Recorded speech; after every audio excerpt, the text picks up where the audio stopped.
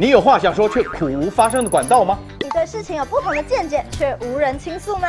年轻学子们站出来，说出你们的想法，让我们听听年轻人的心声。闹变风向，强力征求学生辨识，只要你敢说，我们就敢要。赶紧拍摄影片，然后发送到我们以下的信箱，就会有专人跟你联系。还有，别忘了订阅我们闹变风向的 YT 频道，按赞，开启小铃铛，就不会错过我们精彩的辩论哦。各位朋友，闹变风向，敢嘴就来辩。